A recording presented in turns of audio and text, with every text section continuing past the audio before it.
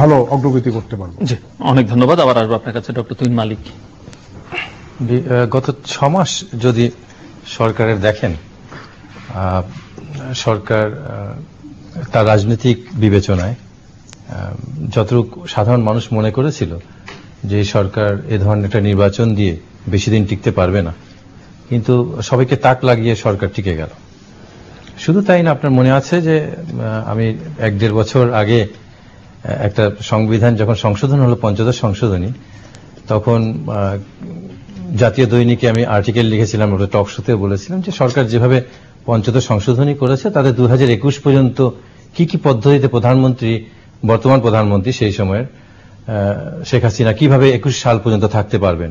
অনেকে তখন এটাকে মনে করেছিল যে এটা এমনি বোধহয় বলা, কিন্তু আমরা যখন 5ই জানুয়ারি নির্বাচন দেখলাম এবং তার পরবর্তী 6 মাসে এখন শুধু আমাদের ধারণা 2021ই হয়নি, 41 পর্যন্ত বোধহয় সরকার টিকেও যেতে পারে, এরকম চিন্তাভাবনা সরকারি দলের মধ্যেই রয়েছে।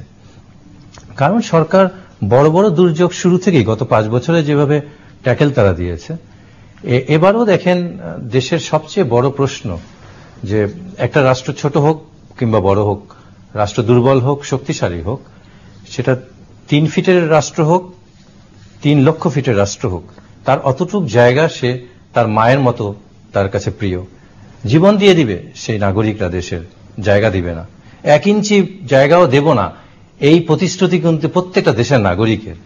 অথচ আমরা সমুদ্র বিজয় বলা হচ্ছে যে 2 পক্ষই, মন্ত্রীরা বলছেন 2 পক্ষই জিতেছে, তাহলে বিজয় কি? পররাষ্ট্রমন্ত্রী নিজেও বলেছেন যে 2 পক্ষই জিতেছে। একটা মামলায় 2 পক্ষ কি করে জেতে? আসলে বিষয়টা হচ্ছে যে এটা একটা আরবিট্রেশনে আপনার সমুদ্র আইন বিষয়ক জাতিসংঘের যে সনদ রয়েছে, যেটাকে আনক্লজ বলা হয়, তার এনএক্স 7 এর ভিত্তিতে নেদারল্যান্ডে আপনার পার্মানেন্ট কোর্ট অফ আরবিট্রেশনে এই জাজমেন্টটা হচ্ছে। এখন এটা কিসের ভিত্তিতে হচ্ছে? মানে সাধারণ মানুষ কিন্তু বিএনপি এবং সরকারি দুই দলেরই যুক্তিতর্কে কিন্তু বিভ্রান্ত হচ্ছে যে আসলে ব্যাপারটা কি। ব্যাপারটা হচ্ছে যে আনক্লজের বেসিক্যালি 3টা বড় ধরনের আইনের এখানে মীমাংসা হয়েছে। একটা হচ্ছে আর্টিকেল 15, যেটাতে টেরিটোরিয়াল জুরিসডিকশন সি এর কথা বলা হচ্ছে। দ্বিতীয়ত হচ্ছে আর্টিকেল 74, যেটাতে ইইজেড মানে এক্সক্লুসিভ ইকোনমিক জোন, এবং আর্টিকেল 83 কন্টিনেন্টাল শেলফ। এই 3টা বিষয় আন্তর্জাতিক আইনে, মানে আমরা যারা ছাত্র যারা পড়াশোনা করেছি, এটা খুবই স্পষ্ট যে কোন রাষ্ট্র কতটুকু পাবে। এখন সরকার বলছে 2 পক্ষে বিজয় হয়েছে। বিজয়টা হয়েছে কিভাবে? আমাদের দাবি ছিল 25,000 সামথিং বর্গফুট জায়গা, এটাকে ভারত বানিয়েছে, বিরোধপূর্ণ বানিয়ে দিয়েছে কৌশল করে। কিভাবে কৌশল করে দাঁড়িয়েছে? আপনি মাঝখানে আছেন, এই টেবিলটা উনার জন্য বরাদ্দ, এটা আমার জন্য বরাদ্দ। এখন উনি জোরপূর্বক এই টেবিলটাকে বিরোধপূর্ণ দাবি করে বসছেন। আইনে যখনই একটা কিছু দাবি করা হবে তখনই আইনে এটাকে বলা হবে বিরোধপূর্ণ।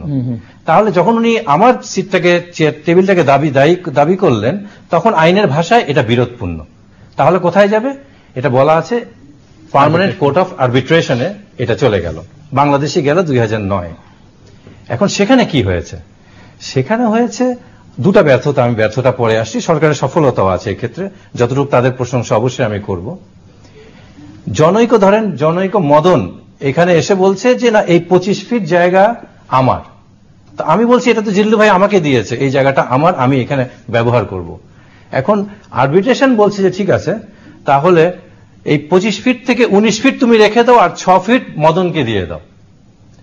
এখন মদন, সেটি আরবিট্রেশন কিসের ভিত্তিতে বলছে? আমি যাচ্ছি। এখন মদনও খুশি, আমরাও 19 ফিট পেয়ে আমিও খুশি যে আমি জিতে গেছি।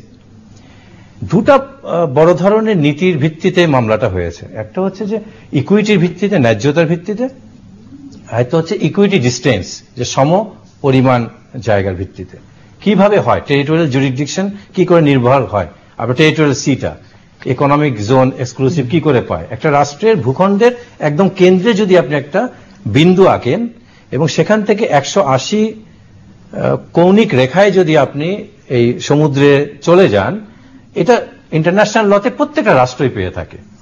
এখন যে 25,000 সামথিং বর্গ কিলোমিটার, এটা টোটালি বাংলাদেশেরই প্রাপ্য। আন্তর্জাতিক আইন বলেন আর যত প্র্যাকটিস বলেন, প্রেসিডেন্ট বলেন, এটা আমাদেরই প্রাপ্য।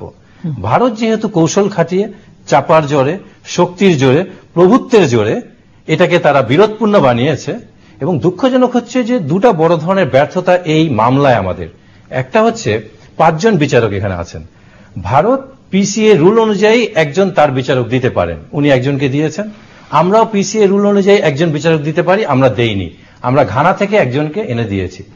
তো ঘানার লোক তো আর আমার মাটির গন্ধ পাবে না, আমার তৃষ্ণা সে জানবে না, প্রথমত।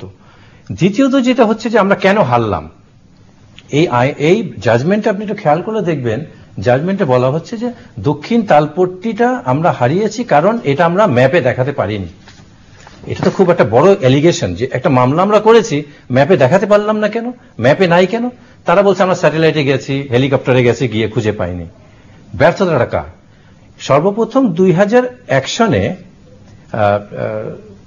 প্রথম এটা যখন বিএনপি গভর্নমেন্টের সময় এটাকে নিয়ে তথ্য উপাত্ত করে পররাষ্ট্র মন্ত্রণালয়ে কিন্তু একটা সেল তৈরি হয়, এটা বাস্তবতা। পরবর্তীতে এই সরকার এসে এটার উপর কাজ করে 2009 এই মামলাটা করে। দুই সরকারেরই এখানে প্রশংসা পাওয়ার, এখানে ছোট বড় করার কোনো সুযোগ নেই, প্রত্যেকেই এখানে কাজ করেছে। কিন্তু সমস্যাটা হচ্ছে যখন আমরা আরবিট্রেশনে গেলাম, মামলা হেরে গেলাম তালপট্টিতে একটা ইস্যুতেই, যে তোমরা যে নকশাটা আমাকে দিয়েছো, যে ম্যাপটা বাংলাদেশের, সেই ম্যাপের মধ্যে তালপট্টি নেই। আমরা 2009 মামলা করলাম, 2010 গিয়ে এই ম্যাপটা সংশোধন করলাম। দেখেন কত ইন্টারেস্টিং কেস। আপনি এমনি একটা মামলা করলেন কোর্টের কাছে, মামলা হয়ে গেল, তারপরে যদি আপনি আপনার দাবিটাকে নতুন করে পেপারস তৈরি করেন, কোর্ট তো এটা নেবে না। তো আমাদের যারা এটা করেছিল পররাষ্ট্র মন্ত্রণালয়ে, সেই সময় পররাষ্ট্রমন্ত্রী এবং যাদের এটা দেখার দায়িত্ব ছিল, তারা কিন্তু এটা সংশোধন করেনি। কি কারণে করেনি? এবং এই একটা ইস্যুতেই কিন্তু তালপট্টি চলে গেছে। শুধু তাই না, এই তালপট্টি চলে যাওয়া মানে আমাদের ভূখণ্ড থেকে কিন্তু 4.5 কিলোমিটার স্থল জায়গাও চলে যাবে। এটার সাথে শুধু এটা কিভাবে, এখন আমাদের প্রধানমন্ত্রীও বলছেন যে আপনি গিয়ে সাঁতার কাটেন, ওখানে কিছুই নেই। কিন্তু আপনি দেখেন ইউএস এর মানে আমেরিকার ল্যান্ড রিসোর্স স্যাটেলাইটের তথ্য অনুযায়ী, আমি এটা প্রথম আলো থেকে এটা কোটেশন নিচ্ছি, তারা বলছে দক্ষিণ তালপট্টিতে 2500 বর্গ কিলোমিটার ভূমি সেখানে রয়েছে, এবং এটা ভাটার সময় 10,000 বর্গ কিলোমিটার পর্যন্ত হয়। অথচ আপনি 2-3 দিন আগে বাংলাদেশ প্রতিদিনের প্রথম পাতায় গুগলের ম্যাপের কিন্তু ছবি দেখানো হয়েছে, সেখানে তালপট্টি দৃশ্যমান। কিন্তু আমাদের সরকারে যারা আছেন তারা কিন্তু এটা দেখতে পাচ্ছেন না। তো আমাদের যেটা তারা বিজয় উৎসব করছেন, আমরা ঠিকই আমরা কিন্তু কলম্বাস পেয়ে গেছি, এর আগে সমুদ্রকন্যাকে পেয়েছি, এবার কলম্বাসকে পেয়ে গেছি, কিন্তু তালপট্টিকে আমরা হারিয়েছি। তো সরকার বলছে যে তালপট্টি পানিতে হারিয়ে গেছে, কিন্তু ম্যাপে তো আমরা এটাকে দেখছি। এখন আমার বাসার পাশে যে আমার যে উঠানটা আছে, আমার বাড়ির উঠান যদি 10 মাইল দূরের কোনো লোক এসে দখল করে নেয়, তাহলে তো আমরা যদি আবার এটাকে নিয়ে বগল বাজিয়ে বলি যে আমরা জিতে গেছি, তো এর চেয়ে বেশি দুঃখ তো কিছু নেই। এখন এটার সাথে যদি আপনি রাজনীতিকে নিয়ে আসেন, তো একটা তো খুবই স্পষ্ট হতে পারে যে ভারত বন্ধুপ্রতিম দেশ, গত 5ই জানুয়ারি নির্বাচনে তারা আমাদেরকে যেভাবে সাপোর্ট দিয়েছে, তো তাদের হয়তো একটা আমরা উপঢৌকন দিতেই পারি তালপট্টি। আর সরকার যদি বলে যে না, আপনারা বড় বড় কথা বলছেন, কোথায় তালপট্টির অস্তিত্ব কোথায় খুঁজে পেয়েছেন, তাহলে আমরা 70 স্বাধীনতার পর যে জায়গাটা ভারতকে দিয়ে দিয়েছি এবং তার বিনিময়ে 3 বিঘা করিডোর কিন্তু আমরা ব্যবহার করতে পারছি না। দহগ্রাম আঙ্গপোতার লোক এখনো কিন্তু বন্দী জীবন যাপন করছে। এবং প্রধানমন্ত্রীর তথ্য বিষয়ক উপদেষ্টা, ওনার ছেলে, উনি বলেছেন যারা টক শোতে এটা না বুঝে কথাবার্তা বলে এই সমুদ্র নিয়ে, তারা মূর্খ, তারা বকলম। হ্যাঁ, হতে পারে আমরা যারা না বুঝে কথাবার্তা বলি টক শোতে, তারা বকলম হতেই পারি, কারণ আমরা তো আইটি বিশেষজ্ঞকে মনে করি, আইটিকে মনে করি ইন্ডিয়া টিতে টেকনিক, ইন্ডিয়ান টেকনিক বিশেষজ্ঞ। যদি এটা আমরা বিশ্বাস করি তাহলে তো মনে করবো যে ঠিকই আছে, আমরা এটা ভুল করছি। কিন্তু যেখানে দেশের ভূমি চলে যাবে, সেখানে আপনি কথা বলবো না আর একে অন্যকে দোষারোপ করব।